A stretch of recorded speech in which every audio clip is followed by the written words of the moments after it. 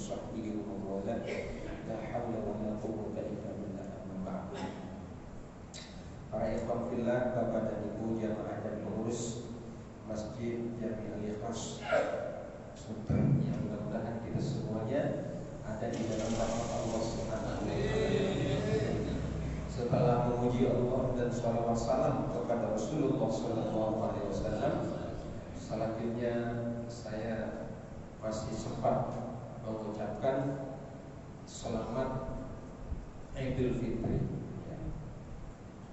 dan mohon maaf lahir batin. Semoga amal ibadah kita selama Ramadan diterima oleh Allah dan diberi kesempatan ketemu lagi Ramadan yang akan datang dalam keadaan lebih bertakwa. Kenapa harus diucapkan?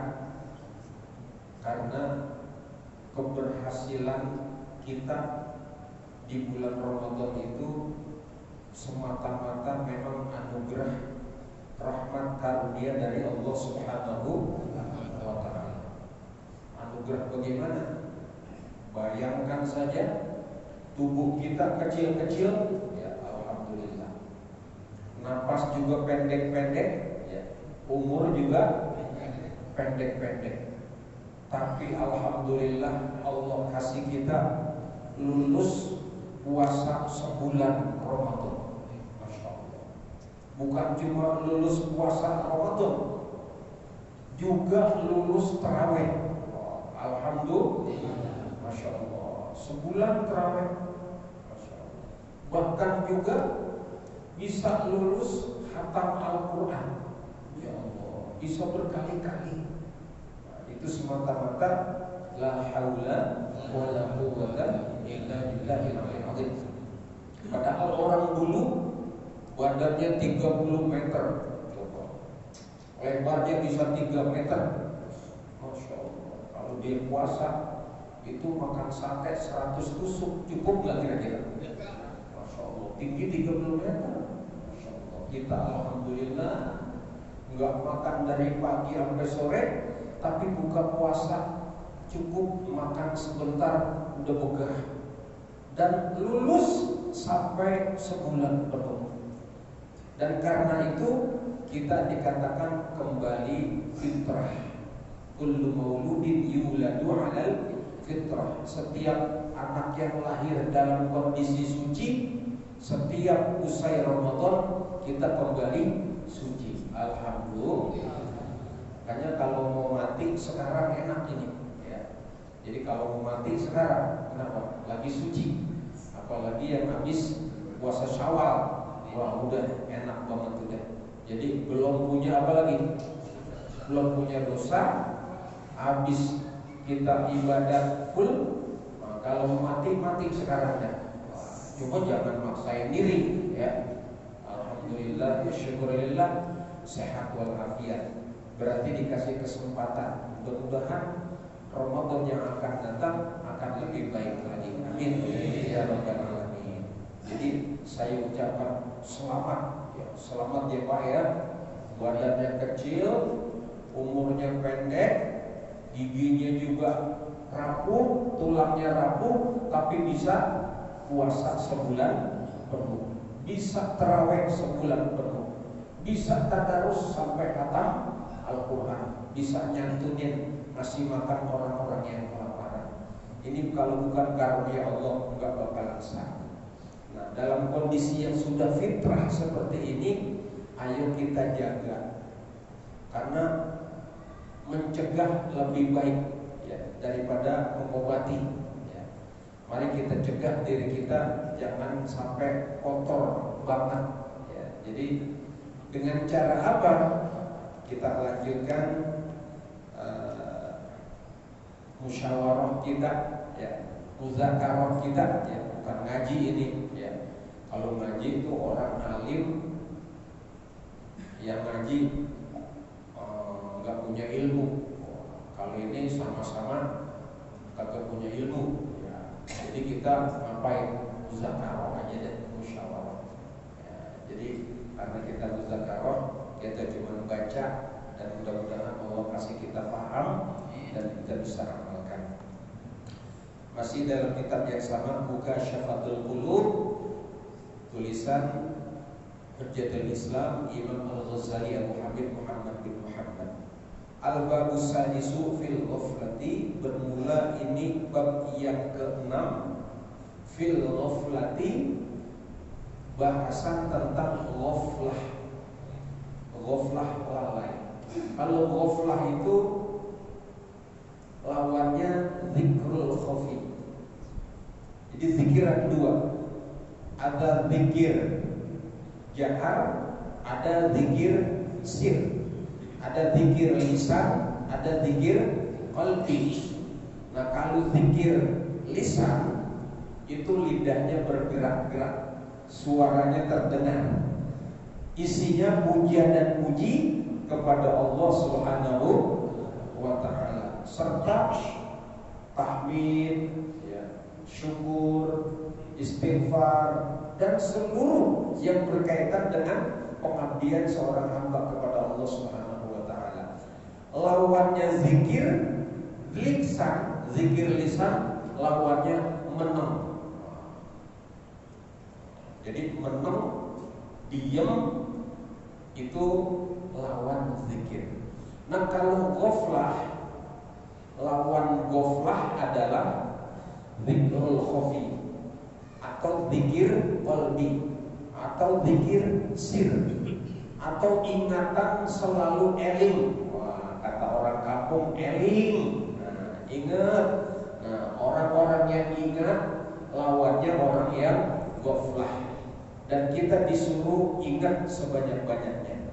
Maka di sini dikasih tahu sama Imam Ghazali bagaimana ghaflah itu, apa itu lalai. Ya.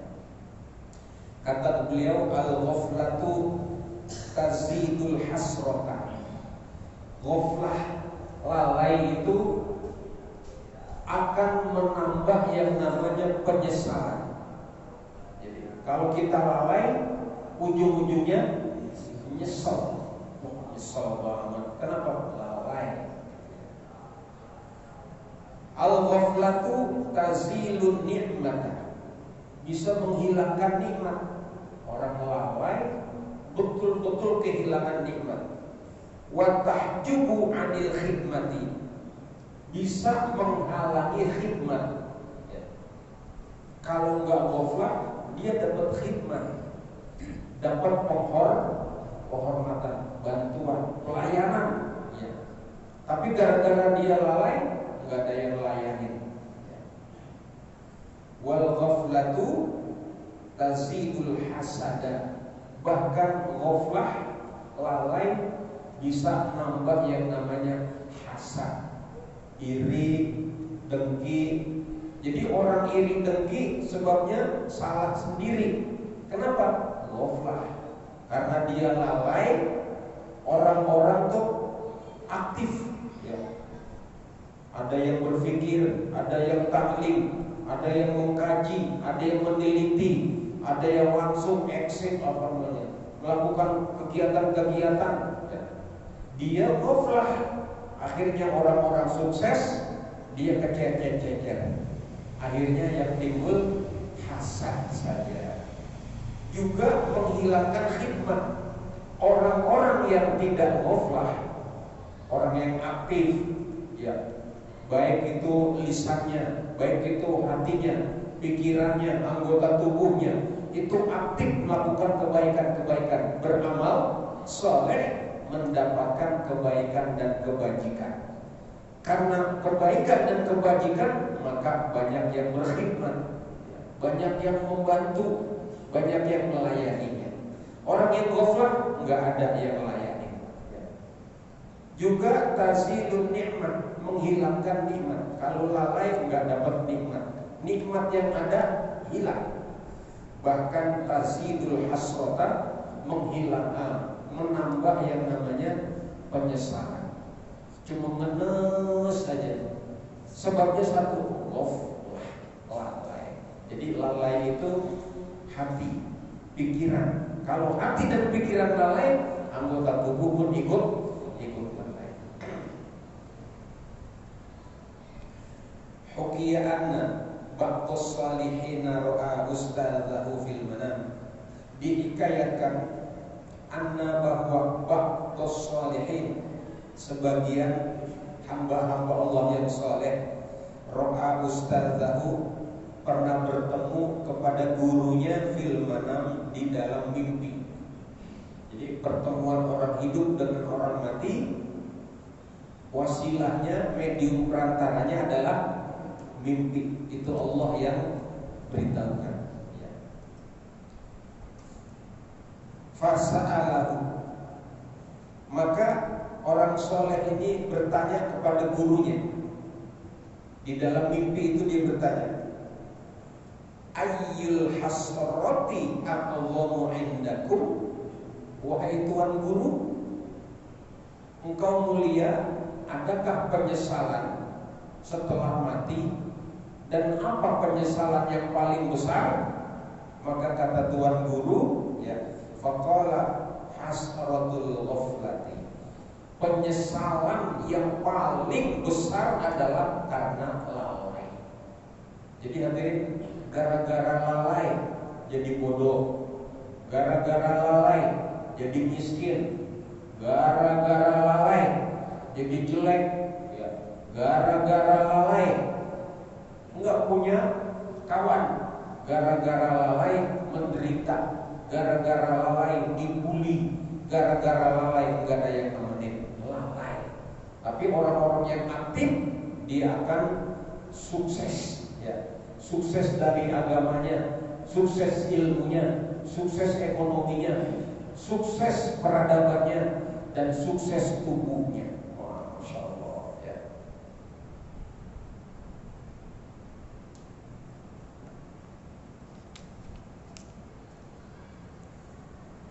Wa hukiya anna rajulan minas shalihin ra'a walidahu fi manamihi faqala. Ada seorang anak soleh, anaknya itu udah 4, ya. Anak yang waktu masih bapaknya hidup dia bakti, ya. Dia menjadi kebanggaan orang tuanya. Waktu emak bapaknya masih hidup, ini anak sangat dibanggakan oleh kedua orang tuanya. Pas orang tuanya mati, emak bapaknya mati, ini anak tambah baktinya, doanya, zikirnya, silaturahim ke orang-orang yang menjadi kawan orang tuanya, sedekahnya, puasanya, tadarusnya dihadiahkan kepada orang. Nah, ini anak soleh namanya, ya. Bukan bapaknya namanya soleh, anaknya dipanggil anak. Kenapa bapaknya namanya soleh, anak soleh? Bukan. Jadi anak yang soleh adalah anak yang waktu bapak ibunya masih hidup, bapak ibunya bangga, senang sama dia. Dan ketika bapak ibunya udah meninggal, bapak ibunya tambah senang. Ini anak yang soleh. Ada anak berbakti. Siapa itu anak berbakti? Anak berbakti adalah waktu emak bapaknya hidup ngeselin, bikin enak emak bapaknya, diomelin mulu. Ini anak boleh dibilang anak yang menjadi sumber masalah. Orang tuanya sangat kecewa sama nih anaknya. Pas emak bapaknya mati, dia taubat kepada Allah Subhanahu wa taala. Dia berbalik 180 derajat menjadi orang yang baik. Dia bisa ngerasain, oh begini rasanya jadi orang tua, oh begini ngurus anak, oh begini ngurus bini, oh begini rupanya tugas-tugas. Masya Allah, dia sadar. Lalu yang waktu emak bapaknya masih hidup dia badar, waktu emak bapaknya sudah nggak ada, dia menjadi orang yang baik. Nah, ini disebut anak yang berbakti, ya, anak yang berbakti. Ada lagi anak durhaka. Siapa anak durhaka itu? Waktu emak bapaknya hidup menjadi kebanggaan emak bapaknya. Jadi emak bapaknya senang sama nih anaknya. Waktu emak bapaknya udah mati, ini anak bukan main, berantem sama saudaranya, berebut harta. Wow. Semakin hari semakin terpuruk, yang disalahin emak bapaknya. Nah ini namanya anak apa? Anak durhaka ini. Awas baik-baik ya. Waktu emak bapaknya masih hidup, hormat sama orang tua. Giliran emak bapaknya udah nggak ada, dia menjadi anak yang durhaka. Nauzubillah. Dan ada lagi anak setan. Siapa anak setan? Waktu masih hidup, emak bapaknya kecewa. Setelah emak bapaknya mati, lebih kecewa lagi. Nah ini anak siapa nih? Anak setan. Kira-kira yang ada di sini anak durhaka, anak setan, anak soleh, apa anak berbakti? Anak Pak Soleh. Mudah-mudahan cari aman ya. Amin ya Allah ya Rabbal Alamin. Nanti ada anak soleh. Anak soleh dia tidur ya. Hoki anna rajulan minas shalihin, dihikayatkan ada seorang laki-laki minas shalihin, laki-laki yang soleh. Artinya waktu bapak ibunya hidup, dia menjadi anak yang baik terhadap orang tuanya. Orang tuanya senang. Dan waktu bapak ibunya sudah meninggal, juga senang orang tuanya. Girang, alhamdulillah. Kalau tahu anak saya begini, saya tambahin lebih banyak lagi. Kalau perlu kawin lagi dah, biar anaknya tambah banyak. Kalau tahu anaknya menjadi anak yang gembira. Nah, waktu tidur dia bermimpi ro'a walidahu. Dia melihat bertemu sama ayahnya. Fi manamihi ya. Faqala, maka berkatalah nih anak, ya abati kaifa anta, ayahandaku, kaifa anta, kaifa haluka, apa kabarmu, bagaimana kondisi keadaan ayahanda. Faqala, maka bapaknya ngomong, ya waladi aishna fid dunya ghafilin wa mutna ghafilin. Wahai anakku, ayah hidup di dunia lebih banyak lalai, dan waktu hidup mati kemudian mati dalam keadaan lalai. Padahal anaknya anak yang soleh. Tapi bapaknya bilang, saya hidup kondisinya lalai, mati juga lalai. Loh, bagaimana hidup yang tidak lalai? Itu kata Nabi, kaifa tanamuna fakadzalika tamutuna. Bagaimana waktu kamu tidur, begitulah kamu bakalan mati. Mati kita bagaimana? Tergantung saat tidur. Waktu tidur gimana? Sebelum terlena, sebelum mata terpejam, sebelum pikiran hilang, sebelum mata buta, sebelum kuping bubat hilang. Ucapan apa yang keluar dari mulut kita? Kalau ucapan terakhir keluar dari mulut kita kalimat zikir, itu yang disebut husnul khotimah. Husnul itu artinya cakep, khotimah akhir. Akhir katanya cakep. Apa? Alhamdulillah, cakep gitu. Subhanallah. Boleh. Dan yang paling cakep, afdalul zikri la ilaha illallah. Kalau bisa nih pelajari secara saksama, sungguh-sungguh, ucapan terakhir sebelum terlena adalah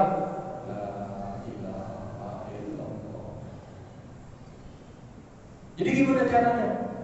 Kagak ngantuk-ngantuk, udah mentok. Hati sampai akhir pejam mata kita, pikiran kita hilang, ucapan terakhir la ilaha illallah. Kalau itu yang kita lakukan setiap mau tidur, maka diharapkan besok pas kita mati, ucapan mati kita adalah dan siapa yang ucapan terakhirnya la ilaha illallah masuk surga. Man akhiru kalamihi la ilaha illallah dakhalal jannah. Tapi kalau sebelum terlena, nonton SEA Games dulu, nonton bola menang nih Indonesia, berapa sih? 2-1.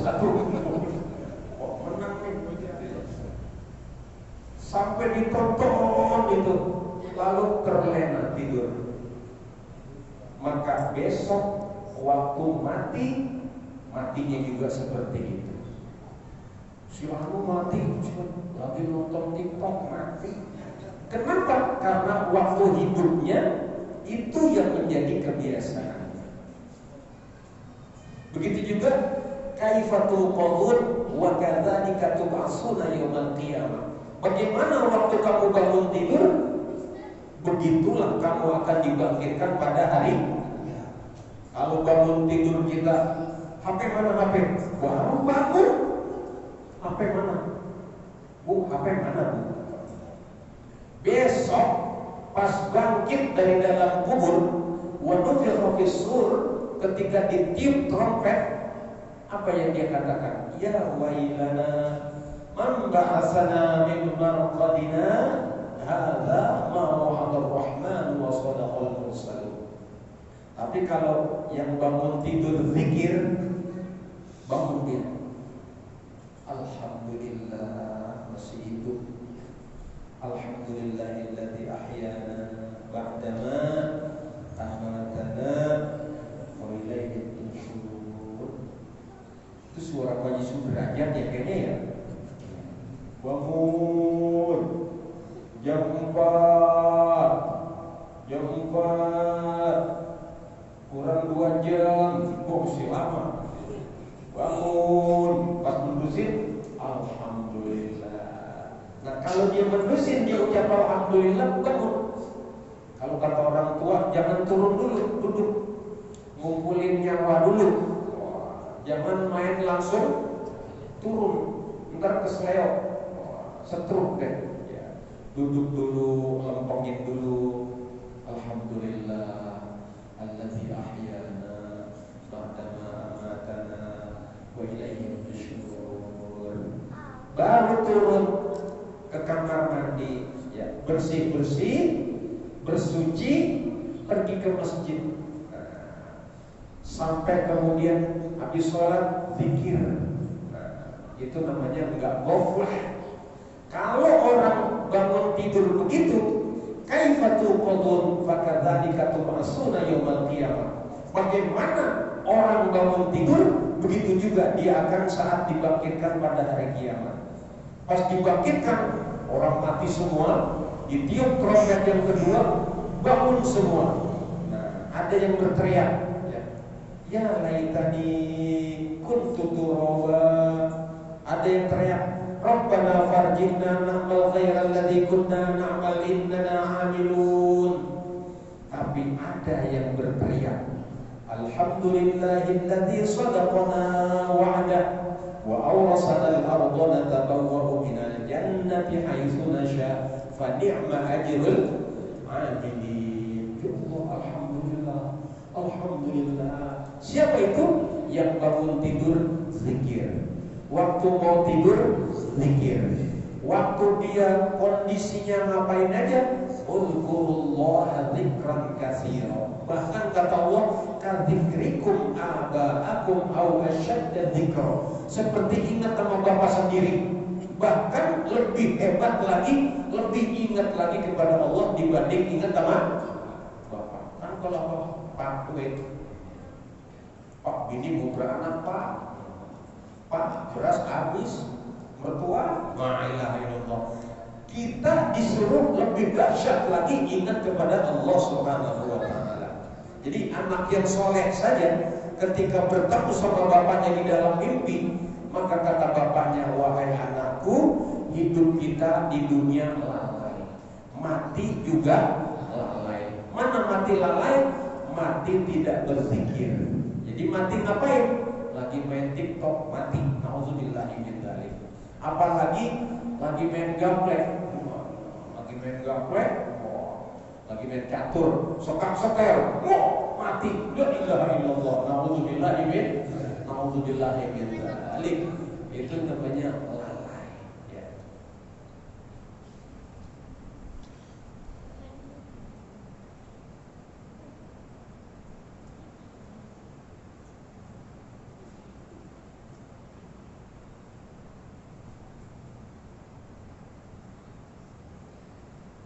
Wafi Uyunil Akhbar, dalam kitab Uyunil Akhbar Dzukira disebut An Syaqiq al-Balkhi. Ada dulu orang soleh namanya Syaqiq al-Balkhi. Syaqiq al-Balkhi dikutip oleh penulis kitab Uyunil Akhbar, ya. Kata Syaqiq al-Balkhi, beliau berkata, an-nasu yaquluna salasata aqwalin. Orang itu mengatakan dengan 3 macam perkataan. Wa qad khalifuha fi af'alihim, tetapi bersalahan dengan apa yang dikatakan. Oh, ini segini. Ya.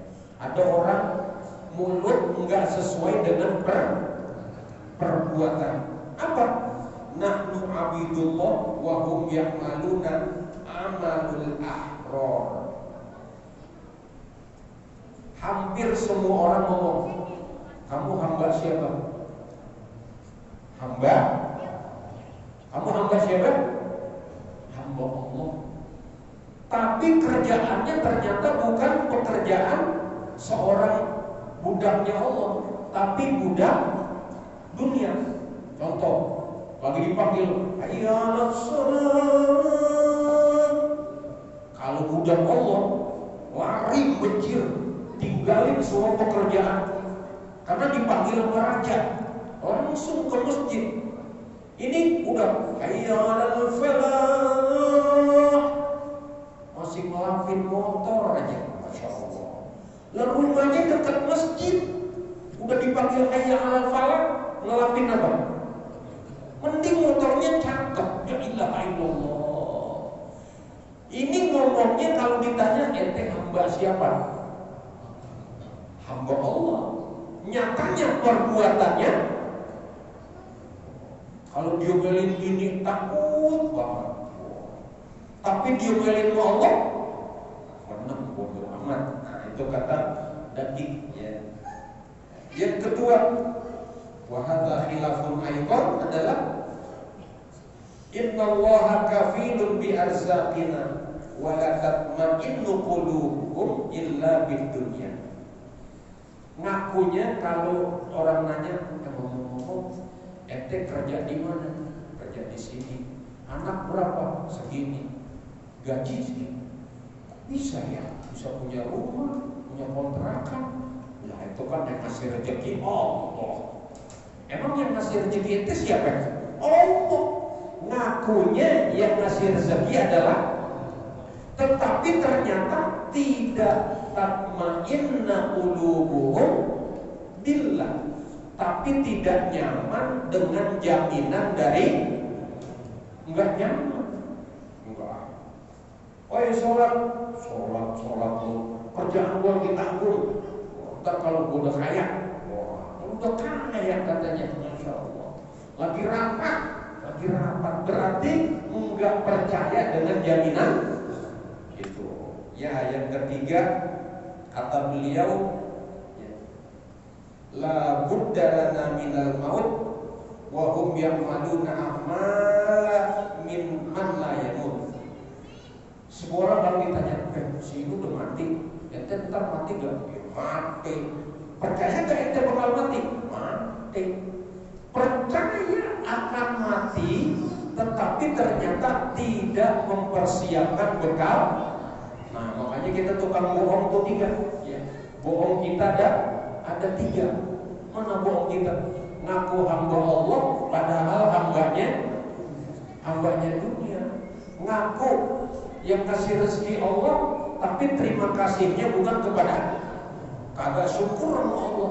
Yang ketiga, tahu bakal mati, tapi ternyata enggak ngumpulin bekal mati, ngumpulin kontrakan, Wah, ngumpulin mobil. Pas mati dibawa nggak? Kagak dibawa. Masya Allah. Malah bininya kawin lagi. Masya Allah. Ya Allah. Jadi kamar yang dibangun dikasih AC, ditempatin sama laki baru, bininya ditidurin. Ngenes nggak kira-kira? Kurang ajar banget. Gua yang nyari duit, AC gua yang masak, giliran gua mati, yang bini gua ditidurin sama gua. Lah, ngenes. Nah itu kita hadirin. Alhamdulillah min dzalik. Jam berapa Isya? Kurang 5 menit. 2 menit.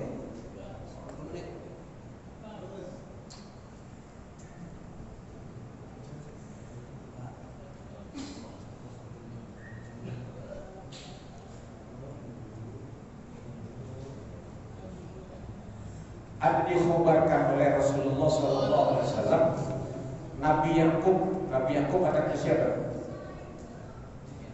Masih sama. Nabi Yakub anaknya Nabi Ishak. Nah, di sini ada Nabi Ishak di sini ya. Cuma dia dakwahnya tolelek dia itu. Mana dia? Pecel lele. Pulang. Jadi Nabi Ishak anaknya Nabi Ibrahim. Nabi Ibrahim punya anak namanya Ishak. Ishak punya anak namanya Yakub. Nabi Yakub punya anak namanya Yusuf alaihissalam. Nah Nabi Yakub ini pernah kedatangan tamu luar biasa, malaikat Israel. Kata Nabi Yakub alaihissalam, ya Israel, ngomong-ngomong ente datang sama anak ini mau ngapain? Mau ziarah apa mau ambil nyawa? Enggak, mau ziarah. Anak teman sama ente. Mulai sekarang kita berteman. Alhamdulillah. Kirain mau ambil nyawa. Ente boleh request satu pertanyaan. Ya saya mau tanya. Apa pertanyaan ente? Nanti kalau anak dikit lagi mati, nyawa anak mau dicatat, mau dicabut, ente kasih tahu ya. Kata malaikat Israel, oke, insya Allah, saya putus 2 putusan saya. 3 putusan. Alhamdulillah, 3 putusan. Ntar kita sambung lagi putusan. Putusannya ada 3. Apa? Uban. Jadi yang uban-ubanan, itu putusan malaikat Israel. Yang kedua yang lemes, yang tadinya jalannya gagah, lemes jalannya. Putusan nomor 2. Nah yang 3, yang badannya udah bengkok. Pas itu keperluan sekarang bengkok. Itu udah 3 putusan Israel. Kalau udah 3 putusan dikit lagi, ya. Jadi lihat, alhamdulillah saya udah punya nih yang putih-putih ya. Haji Warino ya, kita siap-siap ya. Jadi udah ubanan, kalau dia masih peker ya, itu bawaan bini muda ya. Kalau bini muda memang begitu ya, jadi seger gitu ya. Jadi kalau yang udah tua, bininya tua, bahkan bagus juga itu. Ya, mudah-mudahan kita diberikan kemudahan oleh Allah SWT, tidak menjadi orang yang ghaflah. Al-Fatihah.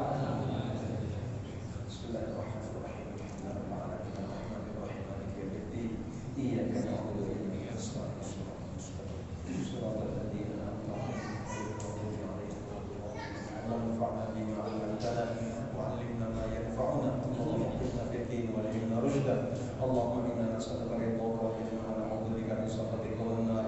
ربنا آتنا في الدنيا حسنة وفي الآخرة حسنة وقنا عذاب النار. صلى الله على سيدنا محمد وآله وصحبه والحمد لله رب العالمين. اللهم وفق إلى أقوم الطريق.